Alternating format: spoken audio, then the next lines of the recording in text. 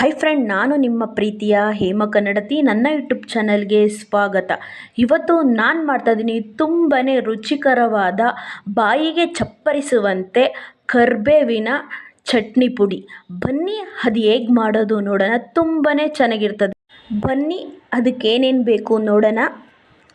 ನೋಡಿ, ನಾನು ಧನಿಯಾ ಕಾಳು ತೊಗೊಂಡಿದ್ದೀನಿ ಒಂದು 3 ಸ್ಪೂನಷ್ಟು. ನೋಡಿ, ಉದ್ದಿನ ಕಾಳು ತೊಗೊಂಡಿದ್ದೀನಿ ಒಂದು 3 ಸ್ಪೂನಷ್ಟು. ಕಡಲೆ ಬೀಜ ತಗೊಂಡಿದ್ದೀನಿ, ಹುರ್ಗಡ್ಲೆ ತಗೊಂಡಿದ್ದೀನಿ, ಕಡಲೆಬೇಳೆ ತಗೊಂಡಿದ್ದೀನಿ, ಒಂದು 10 ಒಣಮೆಣ್ಸಿಕಾಯಿ ತಗೊಂಡಿದ್ದೀನಿ. ನೋಡಿ, ಹುಣಸೆಹಣ್ಣು ತಗೊಂಡಿದ್ದೀನಿ ಒಂದು ನಿಂಬೆಹಣ್ಣು ಗಾತ್ರದಷ್ಟು. ನೋಡಿ, ಕರಿಬೇವು, ಜೀರಿಗೆ, ರುಚಿಗೆ ತಕ್ಕಷ್ಟು ಉಪ್ಪು, ಒಣ ಕೊಬ್ಬರಿ, ಬೆಳ್ಳುಳ್ಳಿ, ಮೆಣಸು, ಮೆಂತ್ಯ. ಬನ್ನಿ ಈಗ ಹೇಗೆ ಮಾಡೋದು ನೋಡೋಣ.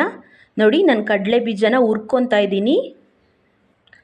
ನೋಡಿ, ಒಂಚೂರು ಕೆಂಪಾಗೋ ತನಕ ಫ್ರೈ ಮಾಡ್ಕೊಳ್ಳೋಣ. ತುಂಬಾ ಚೆನ್ನಾಗಿರ್ತದೆ. ಚಪಾತಿಗಾಗಲಿ, ರೊಟ್ಟಿಗಾಗಲಿ, ಬಿಸಿ ರೈಸ್ಗಂತೂ ತುಂಬಾ ಚೆನ್ನಾಗಿರ್ತದೆ. ನೀವು ಟ್ರೈ ಮಾಡಿ, ಹೇಗಿತ್ತು ಅಂತ ಕಮೆಂಟಲ್ಲಿ ತಿಳಿಸಿ. ನೋಡಿ, ಇಷ್ಟು ಆದರೆ ಸಾಕು. ನೋಡಿ, ಈಗ ನಾನು ಧನಿಯಾ ಕಾಳು ಹಾಕ್ಕೊತಾ ಇದ್ದೀನಿ. ನೋಡಿ, ಈಗ ನಾನು ಉದ್ದಿನ ಕಾಳು ಹಾಕ್ಕೊತಾ ಇದ್ದೀನಿ. ಒಂಚೂರು ಕೆಂಪಾಗೋ ತನಕ ಈಗ ಫ್ರೈ ಮಾಡ್ಕೊಳ್ಳೋಣ. ನೋಡಿ, ಒಂದು ಸ್ವಲ್ಪ ಕಲ್ಲರ್ ಬಂದರೆ ಸಾಕು. ಸಣ್ಣ ಉರಿಲೇ ಹುರ್ಕೋಬೇಕು. ನೋಡಿ, ಈಗ ಧನಿಯಾ ಕಾಳು ಹಾಕ್ಕೊತಾ ಇದ್ದೀನಿ ನಾನು.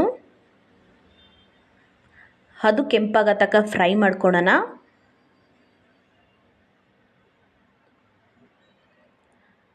ನೋಡಿ, ನಾನು ಕಡಲೆಬೇಳೆ ಹಾಕ್ಕೊತಾ ಇದ್ದೀನಿ ಈಗ. ನೋಡಿ, ಈಗ ಸಣ್ಣ ಉರಿಲೇ ಚೆನ್ನಾಗೆ ಕೆಂಪಾಗೋ ತನಕ ಈಗ ಫ್ರೈ ಮಾಡ್ಕೊಳ್ಳೋಣ. ನೋಡಿ, ಸೀಸ್ಕೊಂಡ್ರೆ ತುಂಬ ಚೆನ್ನಾಗಿರಲ್ಲ ಚಟ್ನಿ ಪುಡಿ. ಸಣ್ಣ ಉರಿಲೇ ಫ್ರೈ ಮಾಡ್ಕೋಬೇಕು, ಈ ಥರ ಕೆಂಪಾಗೋ ತನಕ. ನೋಡಿ, ಈಗ ನಾನು ಕೊಬ್ಬರಿ ಹಾಕ್ಕೊತಾ ಇದ್ದೀನಿ, ಒಣಮೆಣ್ಸಿಕಾಯಿ ಹಾಕ್ಕೊತಾ ಇದ್ದೀನಿ. ನೋಡಿ, ಚೆನ್ನಾಗಿ ಒಂದು ಸ್ವಲ್ಪ ಬಿಸಿ ಆಗೋ ತನಕ ಫ್ರೈ ಮಾಡ್ಕೊಳ್ಳೋಣ. ನೋಡಿ, ಒಂದು ಸ್ಪೂನಷ್ಟು ಜೀರಿಗೆ ಹಾಕ್ಕೊತಾ ಇದ್ದೀನಿ. ಒಂದೇ ಒಂದು ಸ್ಪೂನಷ್ಟು ಮೆಂತ್ಯ ಕಾಳು ಹಾಕ್ಕೊತಾ ಇದ್ದೀನಿ. ಜಾಸ್ತಿ ಹಾಕ್ಕೊಬಾರ್ದು, ಇಸ ಆಗೋಗುತ್ತೆ. ಒಂದು 4 ಕಾಳು ಹಾಕ್ಕೊಂಡ್ರೆ ಸಾಕು. ನೋಡಿ, ಈಗ ಕೆಂಪಾಗೋ ತನಕ ಫ್ರೈ ಮಾಡ್ಕೊಳ್ಳೋಣ. ನೋಡಿ, ನಮ್ಗೆ ಮೇನ್ ಬೇಕಾಗಿರೋದೇ ಕರಿಬೇವು. ನಾನು ಕರಿಬೇವು ಹಾಕ್ಕೊತಾ ಇದ್ದೀನಿ. ಈಗ ಚೆನ್ನಾಗೆ ಈಗ ಫುಲ್ಲು ಪುಡಿ ಆಗಬೇಕು ಅಂತ ತನಕ ಈಗ ಫ್ರೈ ಮಾಡ್ಕೊಳ್ಳೋಣ ಚೆನ್ನಾಗೆ ಕರಿಬೇವನ್ನ.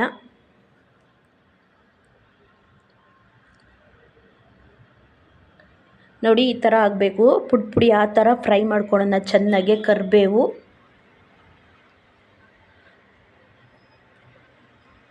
ನೋಡಿ, ನಾನು ಒಂದು 2 ಸ್ಪೂನಷ್ಟು ಎಣ್ಣೆ ಹಾಕ್ಕೊತಾ ಇದ್ದೀನಿ. ನೋಡಿ, ನಾನು ಅವಾಗ ಒಂಚೂರು ಹಿಂಗೆ ಹಾಕ್ಕೊತಾ ಇದ್ದೀನಿ, ಒಂದು ಸ್ಪೂನಷ್ಟು.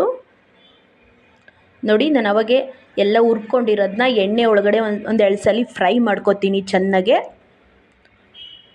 ನೋಡಿ, ಸಣ್ಣ ಉರಿಲೇ ಮಾಡ್ಕೋಬೇಕು. ನೋಡಿ, ಈ ಥರ ಚೆನ್ನಾಗೆ ಫ್ರೈ ಮಾಡ್ಕೊಳ್ಳೋಣ ಎಣ್ಣೆಲಿ. ತುಂಬಾ ಚೆನ್ನಾಗಿರ್ತದೆ. ಬಿಸಿ ಅನ್ನಕ್ಕಂತೂ ಸೂಪರಾಗಿರ್ತದೆ. ನೀವು ಟ್ರೈ ಮಾಡಿ.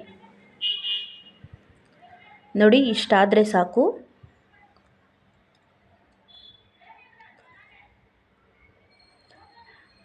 ನೋಡಿ, ಇಷ್ಟಾದರೆ ಸಾಕು. ಈಗ ಇದೊಂದು ಸ್ವಲ್ಪ ಹೊತ್ತು ಆರಕ್ಕೆ ಬಿಟ್ಬಿಡೋಣ.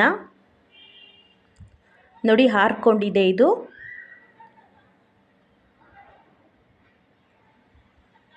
ನೋಡಿ, ತ್ಯಾವ ಇರ್ಬೋದು, ಇಲ್ಲಿ ಎಷ್ಟು ದಿನ ಬೇಕಾದರೂ ಮಡಿಕೋಬೋದು. ನೋಡಿ, ಈಗ ಮಿಕ್ಸಿಗೆ ಹಾಕ್ಕೊತಾ ಇದ್ದೀನಿ ನಾನು. ನೋಡಿ, ಮಿಕ್ಸಿ ಒರೆಸಿ ಮಡಿಕೊಂಡಿದ್ದೀನಿ.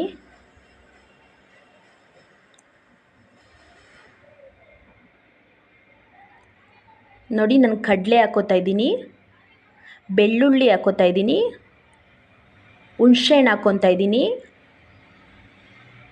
ನೋಡಿ, ಈ ಥರ ಅರ್ಧ ಅರ್ಧ ಆಡಿಸ್ಕೊಂಬಂದಿದ್ದೀನಿ ನಾನು.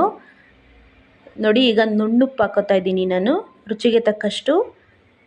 ನೋಡಿ, 2 ಸ್ಪೂನ್ ಹಾಕ್ಕೊತಾ ಇದ್ದೀನಿ ನಾನು.